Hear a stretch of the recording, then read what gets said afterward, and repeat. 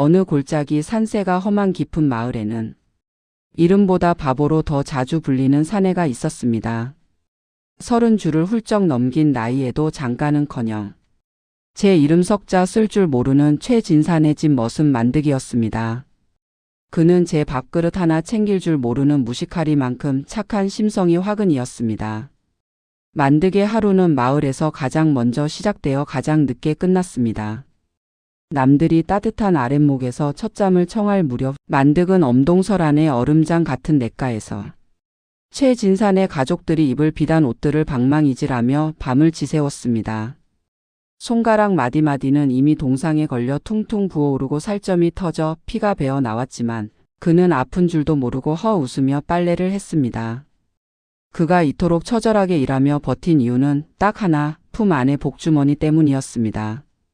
그 복주머니 속에는 15년 세월이 고스란히 담긴 세냥의 엽전이 들어 있었습니다. 남들이 투전판에서 한꺼번에 날리거나 술 한 잔에 탕진할 때 만득은 집신 한 켤레를 밤새 꼬아 얻은 한 푼, 산속의 땔감을 평소보다 2배로 져다주고 얻은 반푼을 모았습니다. 끼니를 걸으면서도 배고픔보다 엽전 한 입 모으는 기쁨으로 버틴 그에게는 목숨보다 귀한 전 재산이었습니다. 최진사는 그런 만득을 보며 입가에 비릿한 미소를 띄었습니다. 진사는 마을에서 소문난 자린고비이자 탐욕의 화신으로 머슴의 피땀, 어린 새냥마저 뺏고 싶어 안달이 난 자였습니다. 그는 고을 어기 버드나무 아래 10년째 버려져 피눈물 나는 집이라 불리는 흉가를 떠올렸습니다. 일가족이 몰살당한 뒤 원혼이 들끓어 뱀조차 발길을 끊었다는 그 흉가를 만득에게 넘기고 그의 전 재산을 뜯어낼 교활한 계획을 세운 것입니다. 만드가 내가 언제까지 남의 집 헛간에서 잠을 청할 게냐. 내 이번에 너를 가엾게 여겨 저기 버드나무 집 문패를 내게 넘기마. 단돈 세냥이면 너도 이제 이 마을의 어엿한 집주인이 되는 게야. 어떠냐? 진사의 감언 이설에 만득의 눈시울이 붉어졌습니다. 자신 같은 천한 머슴에게 집을 주겠다는 주인의 배려에 가슴이 벅차 올랐지요. 마을 사람들은 혀를 차며 만득을 말렸습니다. 저긴 사람 살 곳이 아니다. 들어가는 순간 제삿날 받아 놓는 거야. 하지만 만득은 오히려 마을 사람들에게 꾸벅 절을 하며 때 묻은 새냥을 진사에게 정중히 바쳤습니다. 그것이 죽음으로 가는 입장권인 줄도 모른 채 만득은 평생 처음 느껴보는 설렘으로 흉가로 향하는 첫 발을 내디뎠습니다. 만득이 도착한 흉가는 집이라기보다 거대한 관처럼 보였습니다. 담장은 이미 허물어져 구렁이가 제 집인 양 드나들었고 마당 한가운데 성 거대한 버드나무는 마치 목을 맨 사람의 팔다리처럼 기괴하게 비틀려 있었습니다. 바람이 불 때마다 바스락거리는 잎사귀 소리는 누군가 억울함을 호소하며 낮게 읊조리는 곡소리처럼 들렸습니다. 대문을 열고 들어서자 10년간 묵은 곰팡이와 썩은 시체 냄새가 섞인 악취가 코를 찔렀습니다. 보통 사람 같으면 그 자리에 주저앉아 통곡했겠지만 만득은 오히려 허리를 굽혀 마당의 잡초를 하나하나 뽑기 시작했습니다. 아이고 그동안 얼마나 외로우셨소. 제가 너무 늦게 왔지요. 만득에 무식할 만큼 다정한 목소리가 적막한 집안에 공명하며 흩어졌습니다. 하지만 해가 지고 달이 뜨자 집의 진짜 주인들이 본색을 드러냈습니다. 아궁이에서는 불길 대신 시커먼 연기가 솟구치더니 이내 피비린내가 진동했고 방 안의 문창살은 아무런 바람도 없는데 미친 듯이 덜컹거렸습니다. 만득이 촛불 하나 켜지 못한 어둠 속에 앉아 있을 때 벽지 뒤에서 지익지익하고 손톱으로 벽을 긁는 소리가 들려오기 시작했습니다. 갑자기 방 안의 온도가 급격히 떨어지며 입김이 하얗게 뿜어져 나왔습니다. 만득의 목 뒤로 얼음 같은 액체가 뚝뚝 떨어졌는데 손으로 닦아보니 그것은 물이 아니라 검붉은 피였습니다. 천장을 올려다본 만득의 눈에 산발을 한 여인이 거꾸로 매달려 자신을 뚫어지게 노려보는 광경이 들어왔습니다. 이곳이 어디라고 발을 들이느냐. 산 놈의 살냄새가 역겹구나. 내 놈의 누나를 뽑아 내 아이의 놀이개로 추리라. 여인 귀신의 섬뜩한 목소리가 방 안을 가득 채우며 유리창을 깨트릴 듯 진동했습니다. 만득은 온몸이 마비되는 공포를 느꼈습니다. 단순히 무서운 존재가 아니라 10년간 쌓인 원한의 무게가 어깨를 짓눌러 숨조차 쉴 수 없었지요. 여인의 손가락이 만득의 목을 향해 다가오고 마루 밑에서는 뼈만 남은 귀신이 기어 나오며 만득의 다리를 붙잡았습니다. 죽음이 코앞까지 다가온 그 절체절명의 순간 만득은 비명 대신 자신의 품속을 필사적으로 뒤지기 시작했습니다. 공포보다 더 깊은 곳에서 끌어올린 인간의 본능적인 자비심이 꿈틀대고 있었습니다. 만득이 흉가에 들어온 첫날 밤 공포는 예고 없이 들이닥쳤습니다. 사방의 문이 동시에 덜컹거리더니 천장에서 썩은 고기 냄새와 함께 여인 귀신이 거꾸로 내려앉아 만득의 목을 움켜쥐었습니다. 만득은 비명을 지르는 대신 터져나오는 기침을 참으며 품속의 보리밥을 꺼냈습니다.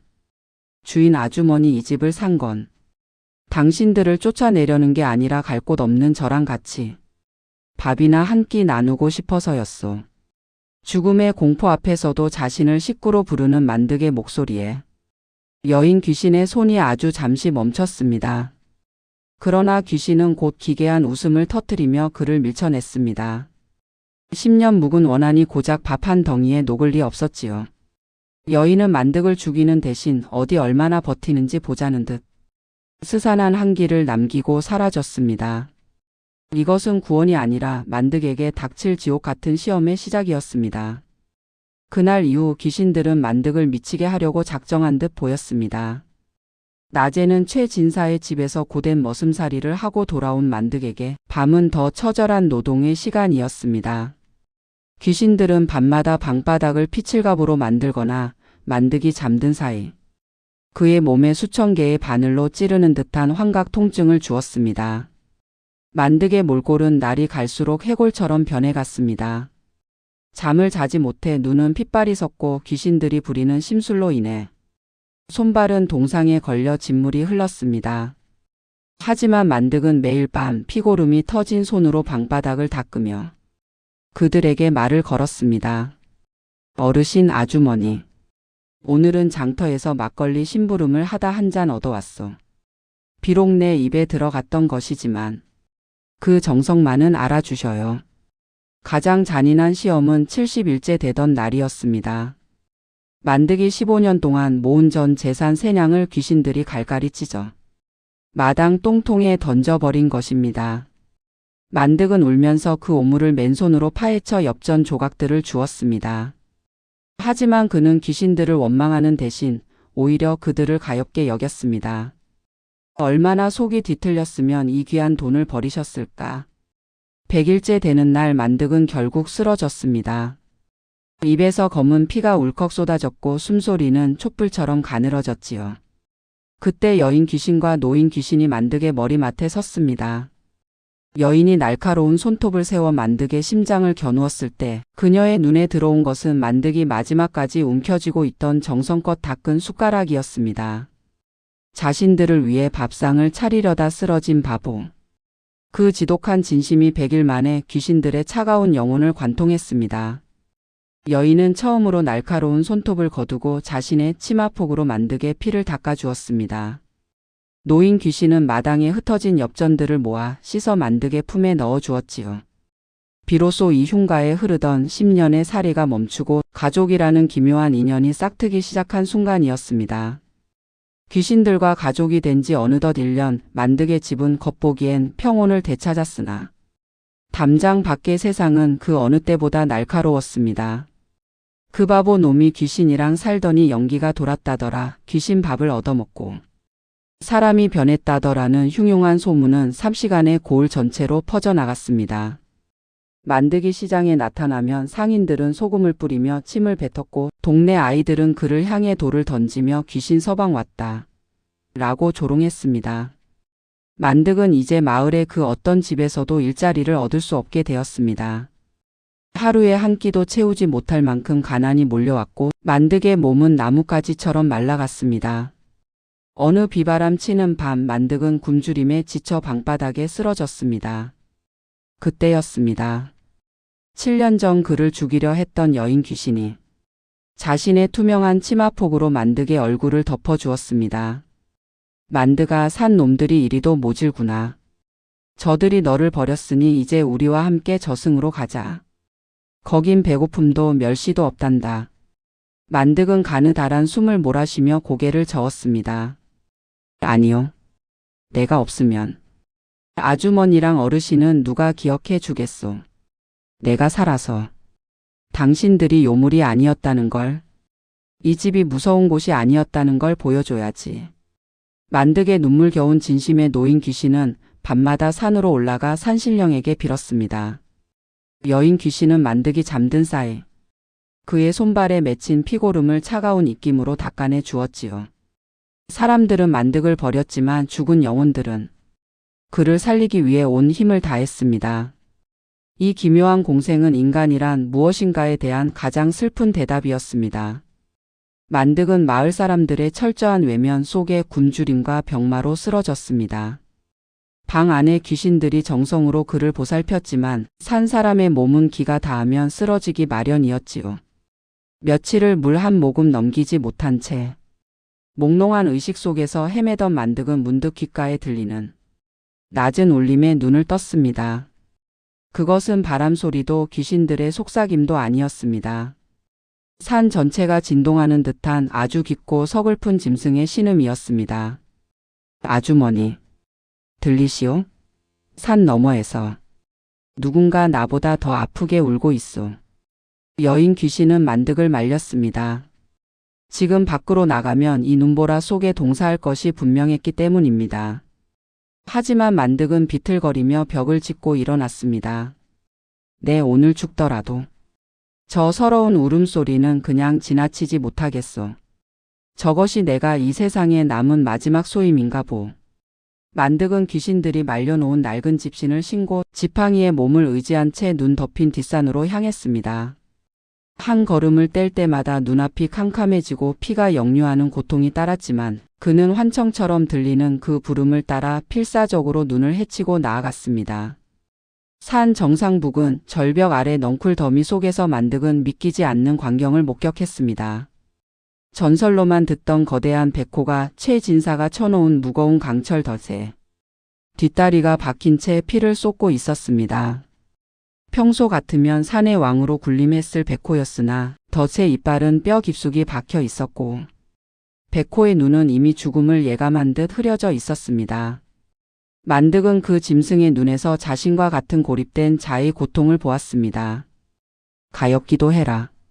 너도 그 지독한 인간의 욕심에 걸려들었구나.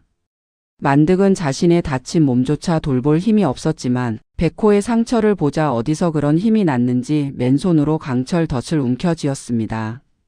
얼어붙은 쇠붙이에 손바닥 살점이 쩍쩍 달라붙고 호랑이가 본능적으로 휘두른 앞발에 어깨가 찢겨 나갔지만 만득은 멈추지 않았습니다.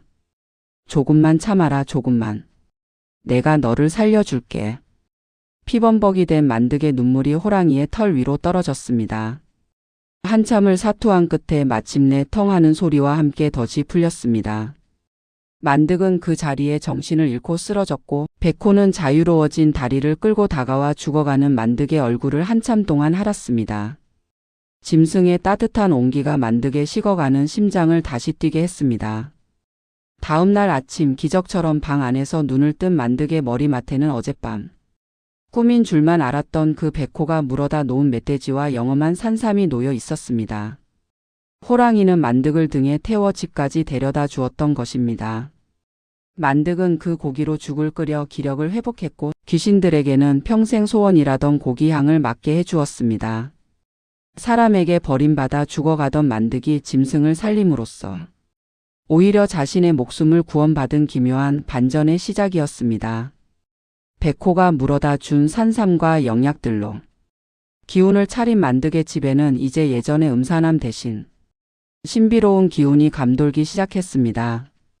만득은 그 귀한 보물들을 혼자 독식하지 않았습니다. 산삼 뿌리를 다려 마을의 병든 노인들에게 이름 없는 약탕으로 나누어 주었고 곡간에 쌓인 곡식은 문 앞에 내놓아 굶주린 이들이 가져가게 했습니다. 하지만 사람의 선행이 깊어질수록 그 그림자 속에 숨은 시기심도 짙어지는 법이었습니다. 만득이 잘 살게 되었다는 소식은 곧 최진사의 귀에 들어갔습니다. 세냥에 팔아치운 귀신집이 보물 창고가 되었다는 소식에 진사는 사흘 밤낮을 배가 아파 굴렀습니다.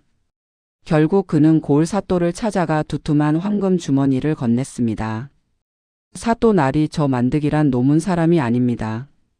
흉가에 사는 요물들과 작당하여 마을의 명당 기운을 빨아먹고 산속에 호랑이를 부려 사람들을 위협하고 있습니다. 저놈의 목을 치지 않으면 이 고을에 큰 재앙이 닥칠 것입니다. 탐욕에 눈먼 사또는 진사의 말을 기다렸다는 듯 관군들을 보냈습니다. 평화롭던 만득의 집에 관군들이 들이닥쳤습니다. 만득은 저항 한번 하지 못한 채 포박당했습니다. 안방에서 이 광경을 지켜보던 귀신이 분노하여 관군들을 덮치려 했으나 만득은 피 맺힌 눈으로 그들을 바라보며 고개를 저었습니다. 나 때문에 당신들까지 소멸당해선 안 된다는 간절한 무언의 부탁이었습니다.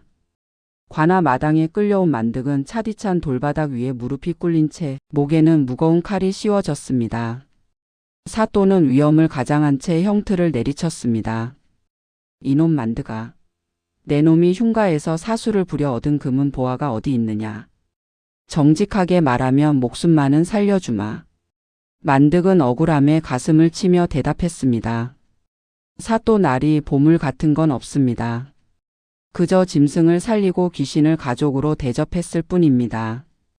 그들이 고마운 마음으로 준 것을 배고픈 이들과 나누었을 뿐인데 그것이 어찌 죄가 된단 말입니까?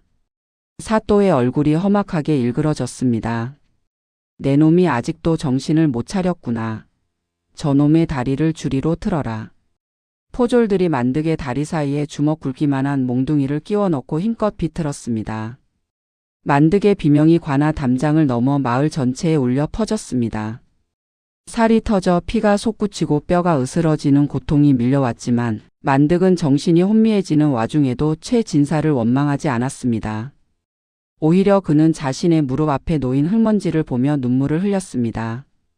진사 어르신, 당신은 이미 만석군이면서 어찌하여 이름 없는 머슴의 밥그릇까지 뺏으려 하십니까?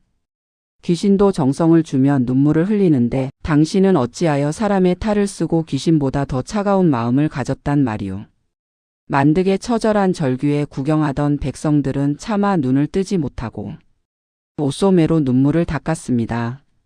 하지만 고문은 멈추지 않았습니다. 곤장 100대가 만득의 엉덩이와 등줄기를 난도질했습니다. 만득의 의식이 가물거리며 고개가 꺾일 때쯤 갑자기 맑던 하늘이 순식간에 시커먼 구름으로 뒤덮였습니다. 대낮인데도 촛불 하나 켜지 않은 듯 어둠이 깔리고 고을을 둘러싼 산 전체가 울리는 거대한 진동이 시작되었습니다. 사또와 최진사는 천벌이라도 내리는 듯한 기세의 사시나무 떨듯 떨며 주위를 살폈습니다. 만득은 피투성이가 된 채 중얼거렸습니다. 오지 마셔요. 제발 오지 마셔요. 만득은 알고 있었습니다. 자신의 고통을 지켜보던 진짜 식구들의 인내심이 마침내 바닥났음을 말입니다. 인간이 인간을 심판하는 잔인한 연극이 끝나고 이제 영적인 대복수가 시작되려 하고 있었습니다. 사형 집행인의 칼날이 번뜩이며 만득의 목을 향해 내리쳐지려던 찰나였습니다. 갑자기 관아 마당의 대지가 비명을 지르듯 갈라지더니 고을 전체가 거대한 안개 속에 갇혀버렸습니다. 대낮의 태양은 빛을 잃고 핏빛으로 물들었으며 안개 속에서 수백 수천 개의 푸른 불꽃이 일렁이기 시작했습니다. 그것은 10년 전 최진사의 탐욕에 희생되어 흉가에서 굶어 죽고 매 맞고 억울하게 눈을 감았던 수많은 원혼의 눈동자였습니다. 네 이놈들. 사람의 탈을 쓰고 어찌 이리도 잔혹하단 말이냐. 관아의 견고한 대문이 거대한 힘에 밀려 종이장처럼 구겨져 나갔습니다. 그 안개를 뚫고 나타난 것은 황금빛 안광을 내뿜는 거대한 백호였습니다. 만득이 목숨을 걸고 구했던 그 영물이었습니다. 백호는 만득을 가로막고 서서 사또와 최진사를 향해 포효했습니다. 그 한 번의 포효에 포졸들은 오줌을 지리며 무기를 버리고 달아났고 사또는 의자 밑으로 기어 들어갔습니다. 하지만 진짜 공포는 이제 시작이었습니다. 만득이 가족이라 불렀던 여인 귀신과 노인 귀신이 공중에서 내려왔습니다. 그들은 피 칠갑이 된 흉측한 모습이 아니었습니다. 만득의 7년 정성과 옥중에서의 희생을 먹고 승화된 그들은 서슬퍼런 신령의 형상을 하고 있었습니다. 여인 귀신은 최진사의 멱살을 허공으로 들어 올렸습니다. 최진사는 비명을 질렀지만 목소리가 나오지 않았습니다. 그의 눈앞에는 자신이 평생 저질렀던 악행들이 파노라마처럼 펼쳐졌습니다. 내가 뺏은 쌀 한 톨마다 누군가의 눈물이 맺혀 있고 내가 뺏은 집 한 채마다 누군가의 목숨이 끊어졌다. 내 탐욕의 무게를 내 놈이 직접 짊어져 보거라. 여인의 손짓 한 번에 최진사가 가졌던 모든 금은 보화가 순식간에 시커먼 숯덩이와 오물로 변해버렸습니다. 그가 평생을 바쳐 모았던 재산이 한순간에 사라지는 광경을 보며 진사는 실성한 듯 웃기 시작했습니다. 그는 관아 마당을 기어다니며 흙을 퍼먹고 이것이 내 쌀이다. 내 돈이다. 라고 외치며 미쳐버렸습니다. 사또 역시 예외는 아니었습니다. 그가 판결했던 억울한 죄수들의 원혼이 그의 몸을 통과할 때마다 사또의 머리카락은 하얗게 새어갔고 그는 자신의 관복을 스스로 찢으며 관직을 내던지고 숲속으로 도망쳤습니다. 인간의 법으로 다스리지 못한 죄악을 만득의 진심에 간복한 영혼들이 하늘의 법으로 대신 심판한 것입니다. 만득은 피투성이가 된 채 형틀에 묶여 이 광경을 지켜보았습니다. 그는 복수의 쾌감보다는 슬픔을 느꼈습니다. 이제 고통을 멈추셔요. 저들도 가엾은 사람들입니다. 만득이 힘겹게 내뱉은 자비의 한마디에 미쳐 날뛰던 원혼들의 살기가 잦아들었습니다. 백호는 만득의 곁으로 다가와 그의 부서진 다리를 따뜻한 혀로 할아주었습니다. 기이하게도 백호의 침이 닿는 곳마다 찢어진 살점이 붓고 으스러진 뼈가 맞춰지는 기적이 일어났습니다. 백성들은 일제히 관아 마당에 엎드려 만득을 향해 절을 올렸습니다. 만득 어르신, 우리를 용서하소서. 우리가 무지하여 성인을 몰라보았습니다. 고을 전체에 만득의 이름을 연호하는 소리가 파도처럼 울려 퍼졌습니다. 어둠이 걷히고 다시 햇살이 내리쬐을 때 관아에는 오직 피투성이의 만득과 그를 수호하는 백호 그리고 빛의 형상으로 변해가는 원혼들만이 고요하게 머물러 있었습니다. 이것은 단순한 복수가 아니라 짓밟힌 인간의 존엄이 승리한 거룩한 축제였습니다. 관아를 뒤덮었던 검은 안개가 걷히고 다시 평화로운 햇살이 내리쬐자 만득은 백호의 등에 실려 자신의 집으로 돌아왔습니다. 흉가라 불리던 그곳은 이제 더 이상 음산한 기운이 감도는 폐가가 아니었습니다. 마당에는 계절을 잊은 들꽃들이 흐드러지게 피어났고 공기 중에는 이름 모를 꽃향기와 만득이 정성껏 끓인 보리밥의 구수한 냄새가 섞여 감돌고 있었습니다. 만득은 부축을 받아 방 한가운데 앉았습니다. 그러자 공중에서 두 줄기 눈부신 빛이 내려앉더니 7년 동안 만득의 곁을 지켰던 여인과 노인 귀신이 형체를 드러냈습니다. 이제 그들에게서는 피비린내도 서슬퍼런 살기도 느껴지지 않았습니다. 그들은 만득의 지극한 정성과 옥중에서의 희생을 거름 삼아 마침내 한의 껍질을 벗고 만득아 이제야 내 덕분에 무거운 짐을 내려놓고 길을 떠난다. 여인 귀신이 만득의 거친 손을 어루만지며 말했습니다. 그녀의 손은 이제 얼음처럼 차갑지 않았습니다. 오히려 봄날의 햇살처럼 따스한 온기가 만득의 전신으로 퍼져나갔습니다. 노인 귀신 역시 만득의 어깨를 두드리며 인자한 미소를 지었습니다. 내가 우리에게 준 것은 밥 한 그릇이 아니라 사람으로서 대접받고 싶었던 우리 영혼의 갈증을 채워준 천하의 보약이었다. 너는 귀신을 섬긴 것이 아니라 세상에서 가장 외로운 이들을 섬긴 것이니라. 두 영혼은 마지막으로 만득에게 깊은 절을 올렸습니다. 그러자 그들의 몸이 점차 투명해지며 수천 개의 빛나는 나비가 되어 하늘로 솟아오르기 시작했습니다. 만득은 떠나가는 그들을 향해 피 맺힌 손을 흔들며 눈물을 흘렸습니다. 아주머니 어르신, 부디 좋은 곳으로 가셔요. 배고프지 않은 곳에서 이제는 편히 쉬셔요. 그들이 완전히 승천하여 밤하늘의 별처럼 흩어진 자리 만득이 7년 동안 그들을 위해 밥을 차렸던 낡은 사발들이 마루 위에 놓여 있었습니다. 만득이 조심스레 그 사발들을 들어 올리자 기적이 일어났습니다. 사발 안에는 만득이 바쳤던 소박한 보리밥 알고 하나하나가 영롱한 금진주와 옥구슬로 변해 가득 차 있었습니다. 그것은 단순히 재물이 아니라 만득의 눈물 젖은 정성이 하늘의 조화로 맺은 결실이었습니다. 하지만 만득은 그 재물을 자신을 위해 쓰지 않았습니다. 그는 그 보물들을 팔아 골 사람들에게 논밭을 골고루 나누어 주었고 최진사가 수탈했던 소작농들의 빚을 모두 탕감해 주었습니다. 흉가였던 그의 집은 만가지 복이 들어오는 집이라는 뜻의 만복가라는 이름으로 고쳐 불렸으며 만득은 그곳에 커다란 가마솥을 걸고 평생 길 잃은 나그네와 굶주린 짐승들을 위해 따뜻한 밥을 지었습니다.